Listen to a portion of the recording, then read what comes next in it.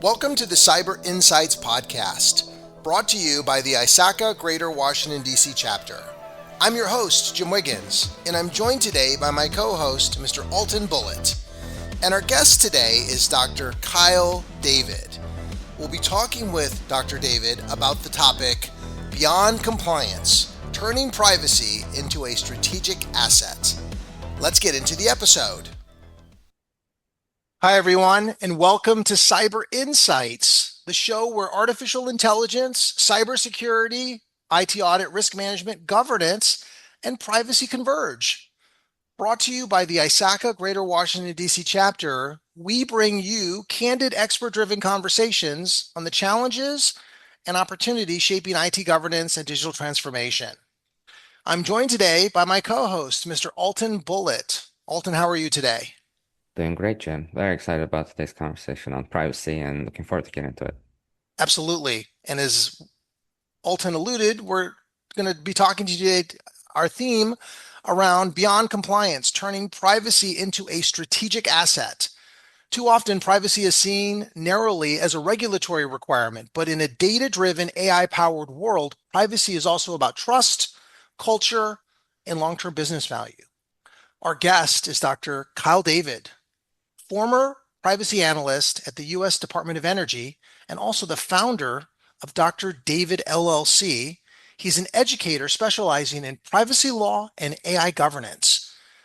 At DOE, he led efforts to modernize privacy programs, streamline compliance workflows, and embedded privacy by design into mission-critical systems. Today, through his advisory and teaching, he equips leaders and professionals to see privacy not just as a compliance checkbox, but also as a driver of organizational resilience and trust. Dr. David's journey is unique. After 16 years in education, including 9 years in K through 12 and 7 years in higher education, he pivoted into federal IT through the Presidential Management Fellows Program. Since then, he has helped federal agencies modernize privacy practices, develop training that reached hundreds of professionals, and built top-rated online courses on privacy and AI governance. In addition to a doctorate from UC Irvine, he has 5 IAPP designations: CIPP-US, CIPP-E, CIPM, AIGP, and the Fellow of Information Privacy, FIP, and other credentials from GIAC, ISC2, and Carnegie Mellon. In this episode, we'll discuss how compliance frameworks can serve as a foundation, why privacy must evolve alongside AI, and how organizations can move from checklist to strategy, turning privacy into a true business asset. Dr. David, welcome to the show. Hi there, Jen. Altan, thanks so much for having me on. Looking forward to the conversation. Absolutely. Absolutely. Altan, you're doing okay today? Yeah, doing great. It's a very exciting topic. Absolutely. All right. So the first section that we wanted to talk about was to kind of get in and make sure we level set and make sure that we kind of define what we mean by privacy. And I was wondering, Dr. David, if you could maybe, for our listeners, provide what your definition is of privacy today in the modern digital age. What does it mean? So I think we can define privacy. Well, in order to define privacy, we have to maybe unpack that a little bit. When we're talking about privacy, I find a lot of folks often confuse that with data protection. There are some similarities, but I think we should probably disaggregate the two. And so if we're looking at data protection, we're pretty much narrowly focused on the legal and regulatory protections that are afforded to personal data, or if we're talking about federal government, personally identifiable information, or PII. And we can define PII, or personal data, very loosely as any information that is linked or linkable to an individual. And just to give, two very quick examples, our name is linked to us, okay? Our social security numbers, those are linked to us. Our IP addresses may be linkable if those IP addresses are aggregated with other data, for example. And so that's data protection, again, legal and regulatory protections. When we're talking about privacy, however, we're looking much broader than just those legal and regulatory protections. With privacy, we're also concerned with the ethical implications of data collection, processing, disclosure, that whole data lifecycle.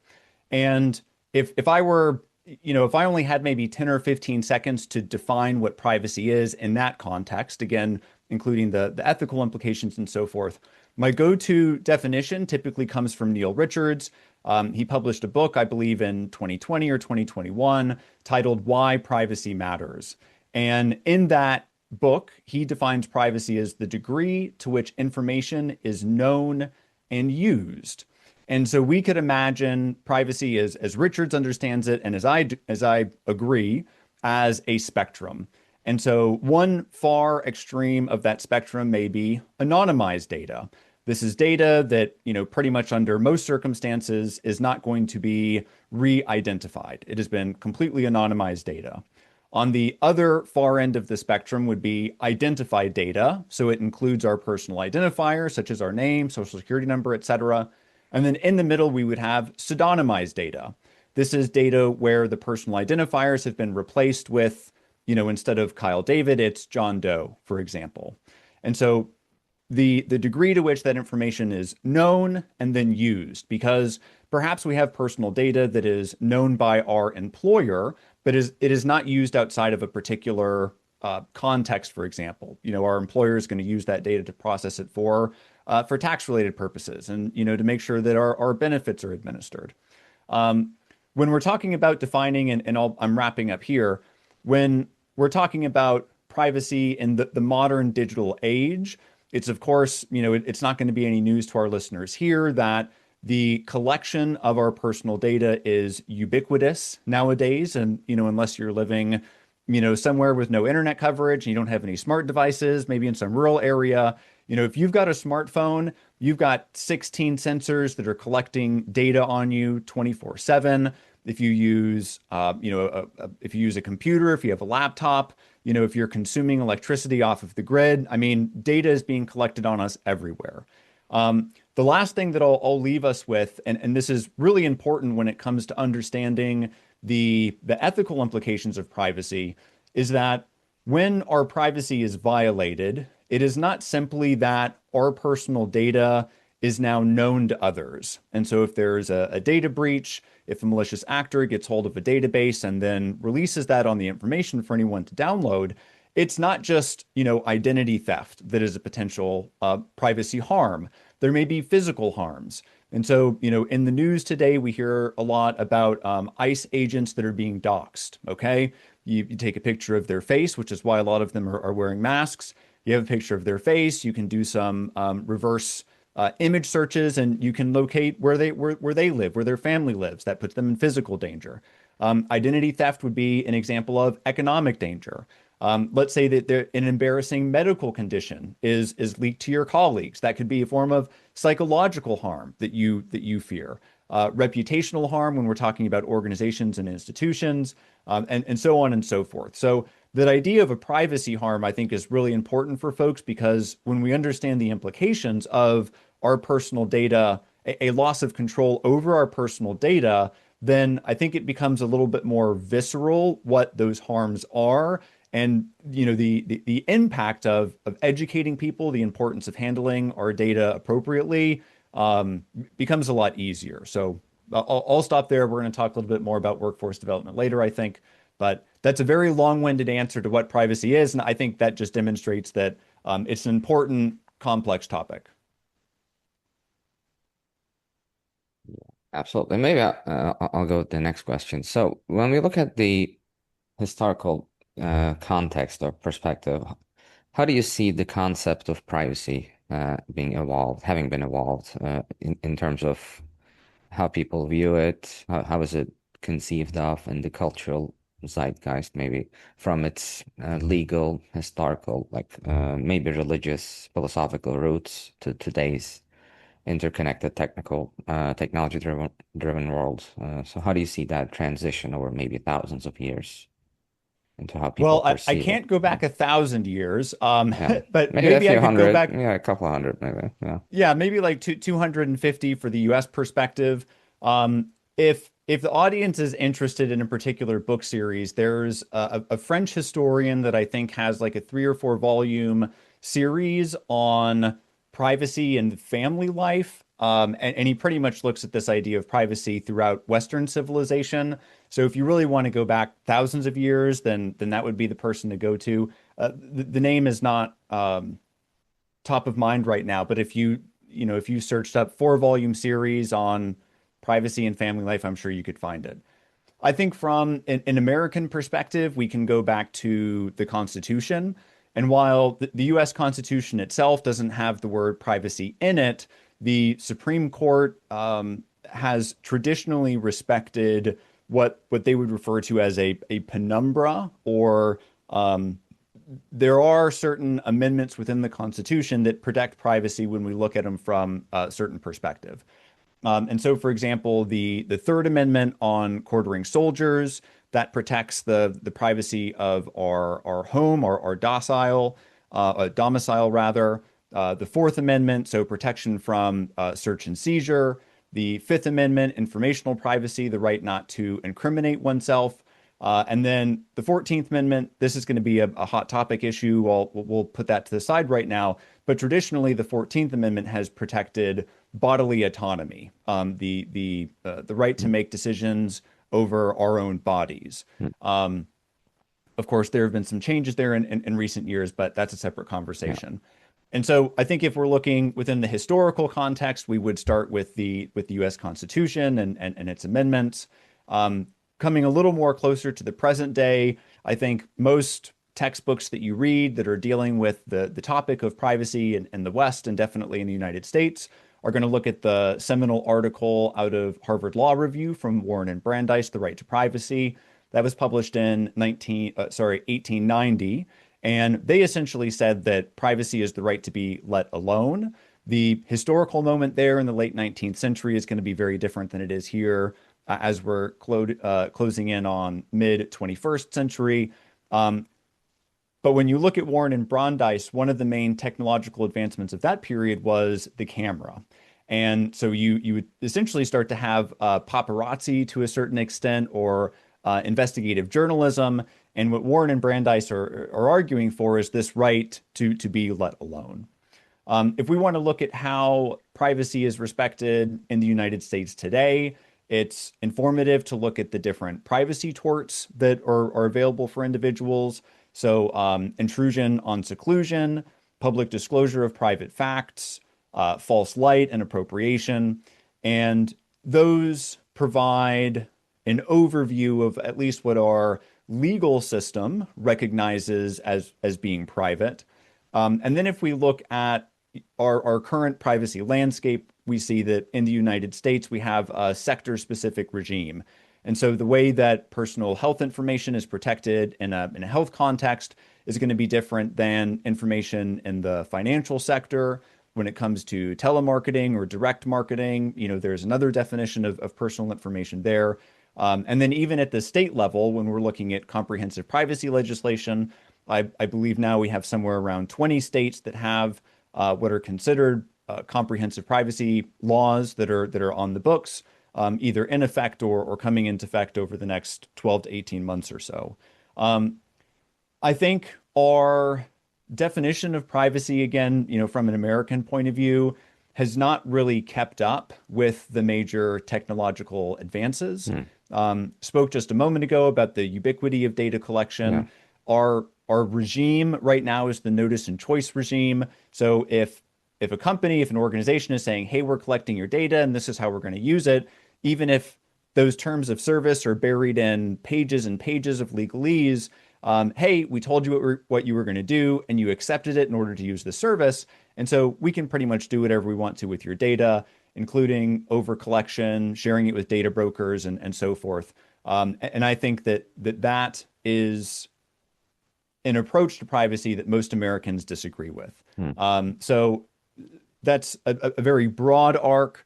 And my conclusion, my argument would be that the way that our personal data is being regulated has not kept up with the technology or popular opinion.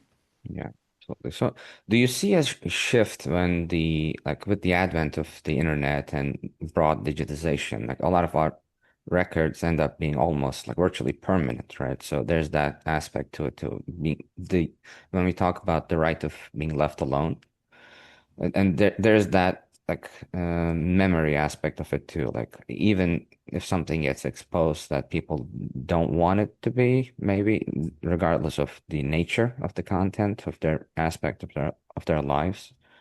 So when we introduce the digitization and potentially permanent record or something, that almost fundamentally shapes the picture of how you look at certain things, right? Like when your information is exposed potentially to the entire world, and there's nothing you can do to maybe like in the short term to remediate that other than taking drastic measures to change your records, maybe like if it's like a PII, right? So you have to go through the whole process of maybe getting a new social security number, perhaps. But if it's a biometric data, you can't do anything, probably, right? So there's that aspect. Do you see like a fundamental shift of that sort in society, like how that was perceived before, like maybe a few decades ago, to how it is now? Or do you think people are getting kind of used to the new normal in terms of how they view their private information and what needs to be done to protect it? Yeah, I wouldn't say that people have adjusted to the new normal, so to speak, that when our information is put out there, that it is irretrievable, that we lose control over it. I don't think that that's something that people agree with or become accustomed to. I think people just feel what's the right word? Um, Powerless, maybe. Powerless, helpless. Yeah. That's what I was thinking. Um, and so I think we have models for how we may be able to exercise more control over certain types of data. And so if I'm thinking about social media, content, platform, governance or moderation or so forth, um, we're looking at Section 230 of the Communications Decency Act, right? If someone takes a picture of me at a party and posts it online, that is something that, at least in America, I may have no control over. Okay. But under the GDPR, the General Data Protection Regulation, and the EU, we have the right to be forgotten, and that is one of the foundational rights that data subjects have in the European Union and the economic area. So I think there's a model for how personal data may be regulated when that personal data is captured and shared without our consent. There's a Hmm. very high threshold for consent in the European Union. So I think that that's maybe one model that we can go and talk about. Of course, the issue of having a photo, you take a photo, you put it online, 100 people download it. Have you lost control over it? That's another issue. Yeah. The other thing that I wanted to point at, and I think I believe this is law now, but I believe the current Congress has signed into law the Take It Down Act. Is this so if I recall correctly, I think the Take It Down Act concerns a platform's publication of non-consensual, I'm not sure if it's imagery or what the word is, but there was an issue of revenge porn, for example, or now we're talking about deep fakes, right? Of deep fake non-consensual imagery that's being generated and then put online. That of course has reputational implications for the people who are the subjects of that imagery.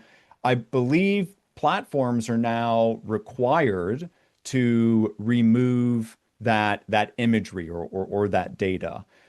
So I think that that's another potential avenue as well, where individuals, where data subjects can exercise some control over some types of data. So a couple different models there. Maybe some of the more unique AI uh, aspects that bring challenges to it Right. on And I itself. mean, Yeah. that's another, I mean, Yeah. I think we're going to get to it later, Yeah, but when we're absolutely. talking about AI privacy related harms Yeah. or privacy related AI Yeah. harms, Yeah. you know, the generation of fake images of us or our loved ones, um, it's another challenge. Dr. David, we were talking with you about, kind of defining what privacy represents, and, Alton brought up the history of it, which was really good. Let's talk about it from a compliance perspective, right? So, what do you think, what role does compliance play as a starting point for a privacy program? Do you have any thoughts or any recommendations for our audience on what that correlation between those two things look like? Yeah, so I think for me, when I was with the Department of Energy, I was with them for about 4.5 years. For me, compliance was it was an opportunity to engage folks throughout the enterprise with the work of privacy. And so oftentimes folks are coming, they would come to me and my colleagues because they needed a privacy impact assessment for a system or for a program that they were standing up. They needed, to know which system of records notice they needed to cite in their compliance documentation. They needed a Privacy Act statement, or, they needed to check a box for training. And that was a conversation starter. They would come to us for a risk assessment. We would use that opportunity to provide education, to explain to them, why it is that privacy is important. And I think a lot of folks, when they come to privacy, they're unfortunately, in my experience, they're coming to us after they've already gotten started. They've already stood up a program or they're about to launch it. Same thing with an IT system. And, this is the last hurdle. This is the last bit of red tape that they need to break through before, they can start this really cool program, which is going to deliver value for the organization. And so while they may see compliance as a formality or red tape or even administrative burden, the folks that I worked with and even today, we're using that as a conversation starter. And it's an opportunity to analyze the impact of the system, of the program on individuals' personal data. And I always tried, to reinforce with folks that, you know, the personal data, and this was certainly the case of the Department of Energy, most of our most sensitive data belonged to our colleagues. We weren't, an organization like the Social Security Administration or the IRS, for example, where we're primarily public facing. A lot of the public data or personal data that we had belonged to our colleagues. And so for me, that's usually where I started with the compliance mentality is, folks were coming to us. It was an opportunity to start the conversation, to provide some education, and then, of course, deliver value for them and for the American public. So where do you think the compliance piece falls short, right? If you had to think back to like, your training and how it ultimately gets represented within these programs out there, where are the gaps? Any thoughts on that? So compliance often falls short when it is just a checkbox exercise. If you are coming to us just because you need a piece of paper, then that means that we're going through the motions, but we're not actually performing the work, the risk assessment that we're supposed to. And I just actually heard this morning on a podcast this really good analogy that I think fits in well here. You can think of, maybe we have two types of people. One person is walking about and they come across this very long fence. And they said, all right, well, this fence is in my way. I'm either going to tear it down or I'm going to hop over it. I'm going to walk around this fence. And then you have people who, walking along the same path, they come across this fence and they ask themselves, why is the fence here? And they ask that question, and they try and figure it out before they take any action. Maybe this fence is here for a good reason. And I think that, for a lot of folks that are not steeped in federal privacy or even private sector privacy, that's how they may see privacy is a fence that is just in the way. How do I tear it down, or how do I jump around it? How do I get around this as soon as possible without actually asking the question, why do we have these controls or these mitigations in place? What is the actual objective? Um, I have more to say about that, but I don't want to go off on another tangent. So I'll stop there, and I think what I wanted to say will come up later anyway. Awesome. Thank you.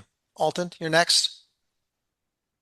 So, when we think about like tackling some of the challenges in the modern world, how do you see automation play into that? How can it help organizations of various sizes? So I think there are two tools that I have personal experience with that have been really exciting when it comes to automating and improving privacy protection. The first bucket of tools are data loss prevention or DLP tools, and the second bucket would be data discovery tools. Data loss prevention tool, a lot of the time we're looking at a software or a device that is on the periphery of the network, and it's looking at outgoing or egress traffic. And it's trying to determine, all right, well, this information that's about to leave our network, does it have any sensitive data in it? Does it have social security numbers, for example? And Microsoft Purview is one example of a data loss prevention tool. And so you could go in there and set up a policy that would look for, three numbers followed by a hyphen, two numbers and a hyphen, four numbers and a hyphen, and different iterations of that to try and determine whether or not a social security number was leaving the network. And so that's pretty basic. Another type of tool that was really important and exciting to work with was a data discovery tool. And these are tools that are challenging for large organizations, particularly decentralized organizations with a number of different IT environments to implement. But I think there's a lot of potential there. And essentially, what a data discovery tool does is it scans all of your devices, it maps and labels all of the data that's available, and then it provides ongoing monitoring of that environment. And this can be really important if you don't know what data you have or where it is. You get back these pretty comprehensive reports that give you confidence intervals. So, we're 90% sure that we have a list of unencrypted social security numbers here. We're 40% sure that we have a list of, we have a repository of performance evaluations that are not protected or do not have proper access controls in place. And so these are some, these are examples of high value add automation tools that are available. They can help you catalog, inventory your data, after which, only after you have that inventory or that catalog can you really do the hands-on keyboard work of privacy and Yeah, data protection. yeah, awesome. So when we think about the risk management perspective, like how do you see organizations managing that, their risk management practices and embedding them into their broader privacy strategies, or maybe like in parallel to that? Do you see automation play a part, or should we think about that at a more abstract, at a higher level overall, like in the modern world specifically, that we might need to consider multiple frameworks and multiple risks that are applicable to different use cases and scenarios? How do you think about that overall? I definitely think that we need a variety of tools. Automation can help to a certain extent. And I think, yeah, automation can help to a certain extent, but it's not going to get us all the way to the finish line. Yeah. One of the most challenging aspects and one of the most rewarding aspects of the work that I've done has been educating people what privacy is, explaining to them the importance of a privacy program and performing risk assessments, of going through the process of thinking about systems before they're developed. How should they be developed? I think we might talk a little bit about privacy by design later on. Yeah.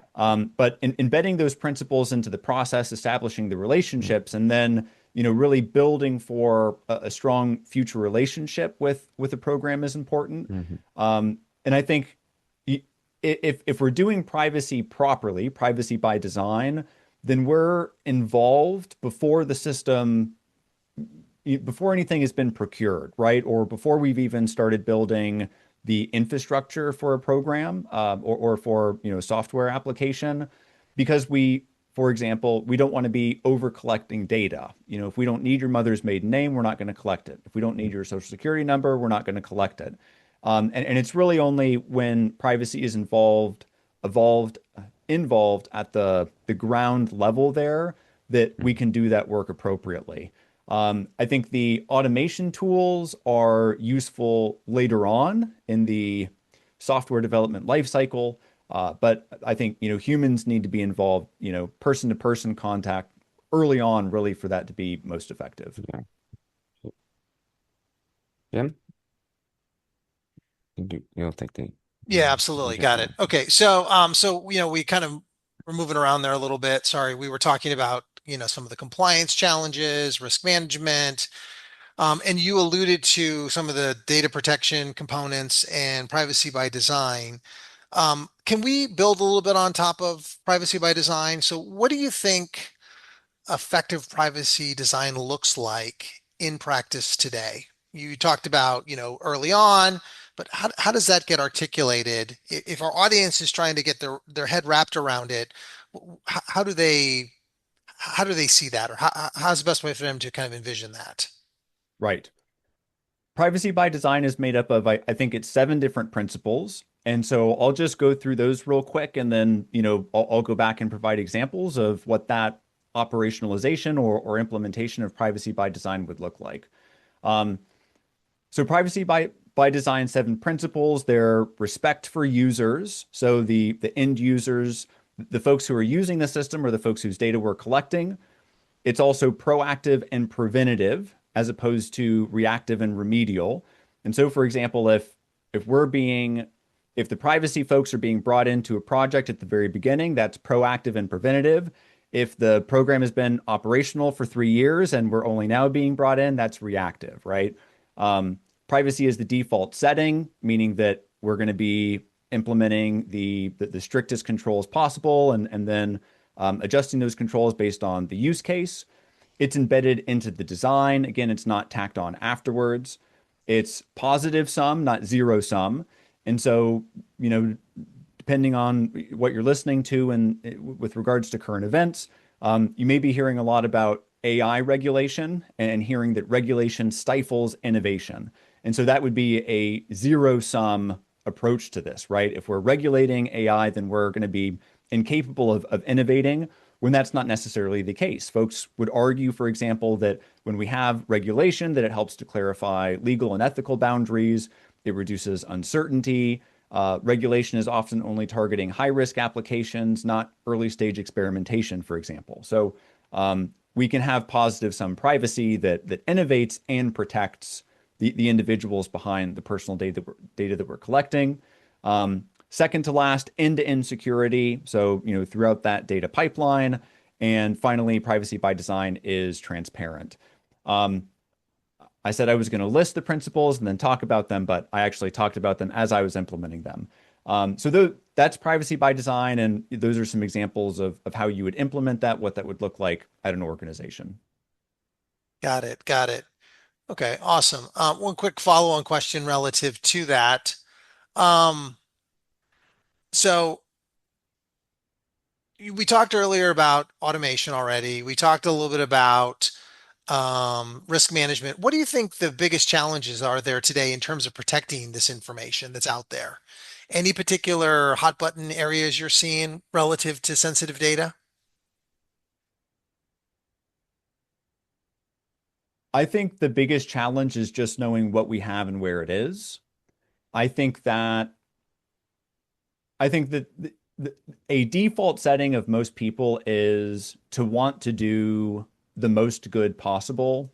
And sometimes the most, like, in wanting to do the most good and carry out our organization's mission, we, sometimes we're so focused that we kind of have blinders on to what some of these other compliance requirements are. And if we don't have someone in our organization or around us that is advocating for privacy, that is asking those privacy questions, right? Do we need to collect this data? How are we going to protect it? Who is going to have access? What are the legal or regulatory or policy requirements for collecting and storing this data?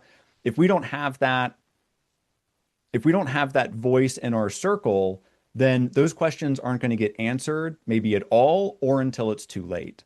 And so I think that when it comes to risk management, that's often the biggest challenge, is just getting a seat at the table. Once you have the right person, maybe you don't have the resources to bring on a dedicated privacy person, but you could take a capable person that's in your organization and train them up relatively quickly so that they have that skill set. They know the questions to ask, and they know the resources and references available to be able to carry out those responsibilities in a responsible way. So let's build upon that if we can and kind of move into our next section, which is going to talk about workforce, which I know you said you wanted to talk about, and culture. So, talk to us for a moment about why you think workforce education is so critical to success of privacy. I think I heard in your last explanation some kind of connection to that and making sure that we know where stuff is at and people making the appropriate decisions. But why do you think from a privacy successes perspective that the education of the workforce matters? So it all starts with the mission of privacy, which is to protect people, right? I mean, it's we are protecting data, but we're protecting the people that are behind that data. And going back to our the very beginning of our discussion, I provided examples of different privacy harms, right? We're not just worried about someone identity theft, for example, someone getting hold of our bank account and charging up buying a boat for us and then crashing that boat before we can find them. There's potential physical harms, psychological harms, relationship and autonomy harms, and so forth. So we want to protect individuals.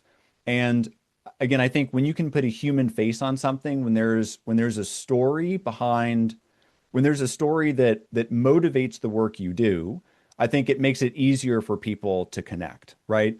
And so if it's not, some faceless individual that we're protecting, perhaps it's our colleagues, okay? Just our colleagues' own personal data. So that's one point. I think another point is that it gets projects off on the right foot.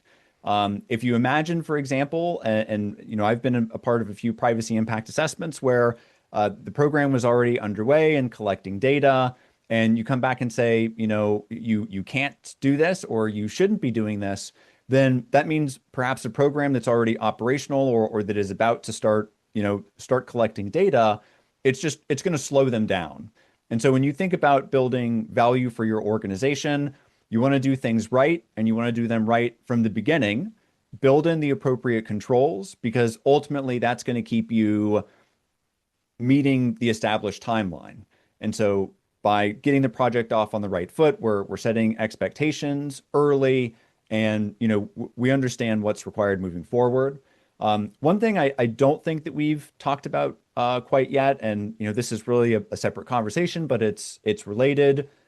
Building trust is really important as well. Not only externally to again, if we're talking about the data of American citizens and the American people, but also within our organization as well. And we demonstrate trust in privacy by not appearing in the headlines. And so, if it's been whatever 30 days since incident, that's really good. You don't want your organization's name to pop up in the headlines for a data breach or for failure to provide notice that you are going to be taking everyone's inputs into a chatbot and using it to train future models on. And so that building trust is externally public facing, but it's also internally as well. And then finally, workforce education is important because it helps to establish and support a culture of risk management. It helps people understand the art of the possible, both in a positive dream outcome sense, but also in a negative nightmare sense as well, right? What happens when we protect people's privacy? What's everything that could go right? And then what's everything that could go wrong? Understood. Yeah. Understood. Go ahead, So Alton. Next one. I want to ask Kyle, as an educator, like what is your approach to making some of the technical or maybe legal aspects of privacy accessible to more general audiences overall? So How do I you go always about I that? start with why. I think that it's Simon Sinek who popularized that. Yeah, Start with yeah, why, yeah. and he's talking more from like a business point of view, right? But when I'm providing education, whether it's mandatory privacy education or just trying to get people interested in a topic, I'm thinking about the WIFM, what's in it for me. And so, why do you need to learn about privacy? How is it going to bring value to you, to your career, to your personal professional life? And then what can you learn about privacy or about AI governance to take back to your organization to not only raise up your status because you've learned this cool new skill set, but ultimately build value for your organization. So start with why. Why is it important? What's in it for you? And then I think it's also important to help people understand what's at stake. And so your own personal data, your colleagues' personal data, the personal data of the customers, the folks that you're serving, and then back to what we were talking about just a moment ago, trust in organizations and the institutions. And then again, it's really important just to get it right at the outset. We want to make sure that all of the relevant stakeholders are involved, and that just makes things a lot easier. So I think when you can take a complex topic, you can help people understand the importance of learning this topic, how it's going to benefit them or their organization. I think you get them dialed in a little bit better, and it makes it easier to connect the dots so that they can understand not only what that concept is, but how it fits together with privacy or with AI governance, whatever the topic is. Totally. So let's kind of expand upon that. You were talking about workforce and being able to kind of train people, asking the question why. What about if you're not so much training the workforce, but you're focusing on leaders in an organization and you want to help them foster a culture of privacy awareness? What kind of steps do you promote to leaders that they might consider using or following to accomplish that? I think the number one thing that leaders can do to establish a strong culture of privacy and of risk management is to vocalize their support for these disciplines and to demonstrate that support. And maybe that means, I don't want to say slow a project down, but maybe temporarily pumping the brakes to make sure that we bring a privacy person in, right? That we add them to, a working group or a committee that's standing up a new project.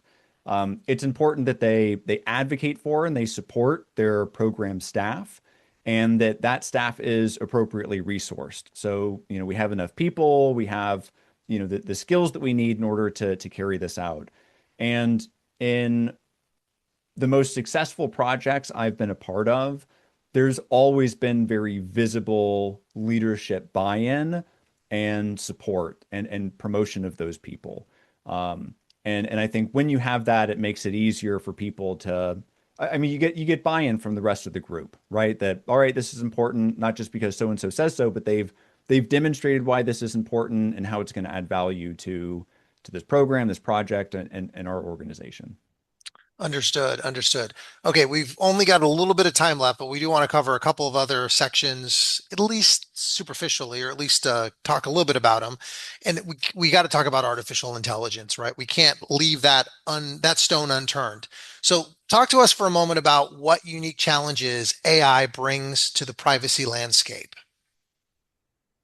Uh, you know, when I'm having this conversation with people, this isn't typically what I start with, but I'll start with it here.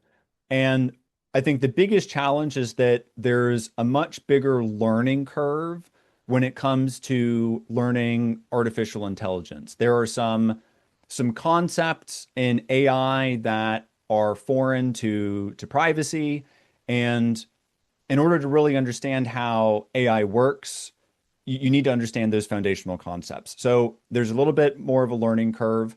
The risk landscape looks very different with traditional software. If you've got a really nice data flow diagram, or you've got data lineage, how the data flows through the application, you can map out quite clearly where your different choke points or challenges are. With AI, it's very different though. The data pipeline of getting the training data ready, for example, your inputs, your processing, your outputs, the appropriate amount of transparency or user notification that's required. That's much more involved there. I think maybe our biggest challenge moving forward for AI is going to be supply chains. If we're looking at agentic AI, for example, it's not just one model or one system, but multiple, dozens or a much larger magnitude of systems are involved. maybe from different vendors. How have they been vetted? How do they fit together? How does the data flow through this system? And then finally, I think that there are still, and this I think puts a little bit of a softer touch on what I started with about the big learning curve. But I think that there are still some myths that are prevalent that are scaring some people away from maybe getting started about learning about AI. And those myths are, you need to be a software engineer or have, a software engineering background. You need to be a statistician. You need to be a data scientist. And while understanding, basic statistics and probability, understanding at a very high level what, data analysis and data science is, well, that's useful. You don't need to be able to write a single line of code to be able to govern AI properly. Okay. Writing a line of code is not going to be a critical competency for someone who wants to do AI governance or someone who wants to do privacy. However, understanding, the major concepts, the principles, how the technology works at a very high level, and more importantly, how that technology can bring value to your organization. That is a critical competency, and I think what folks need to focus on. Understood, understood. Okay, so the last section we want to talk about is we want to talk a little bit about the future. We always ask guests when they come in.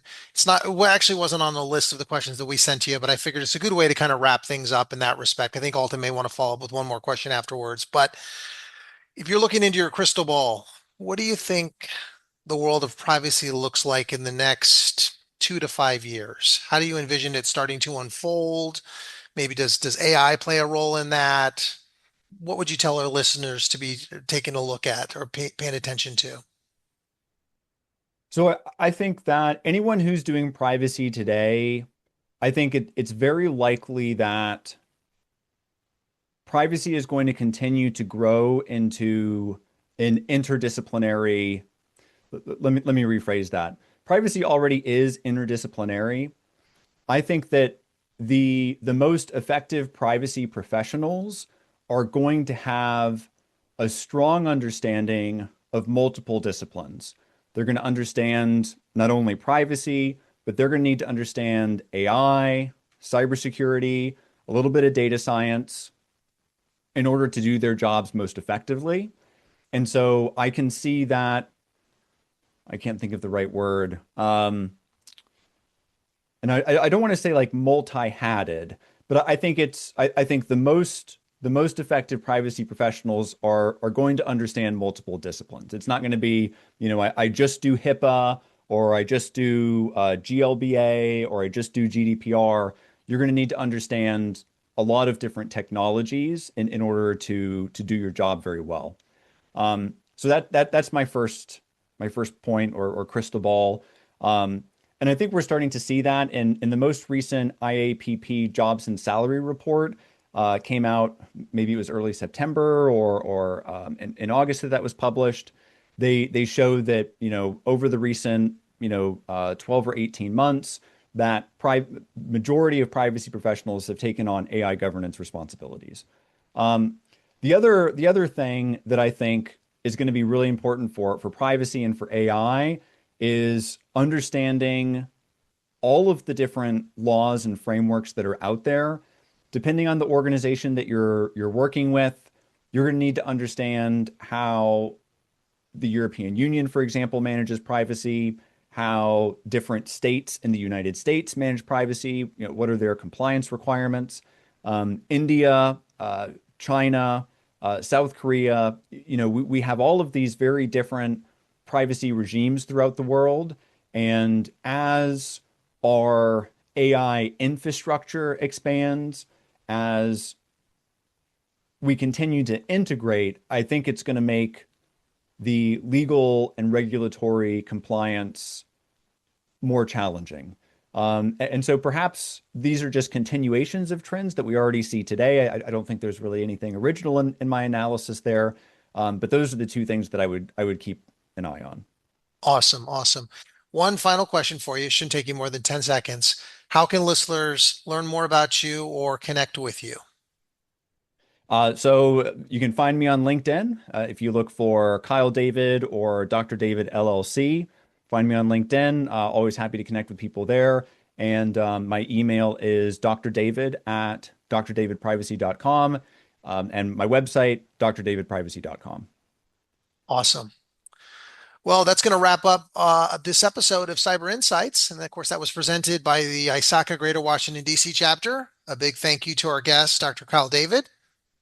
So, Dr. David, thanks for coming in and sharing your thoughts and your background with our audience. We really appreciate it. I appreciate the opportunity. Thanks so much, Jim and Altan. Really appreciate it. Thank you. Of course. Thank you. Thank you, Kyle.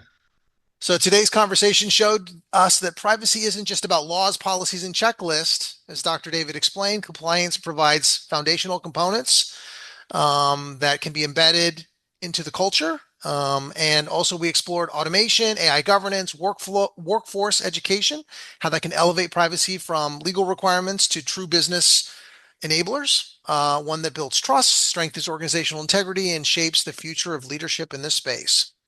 On behalf of my co-host, Mr. Altan Bulut, and the ISACA-GWDC team, thanks for tuning in.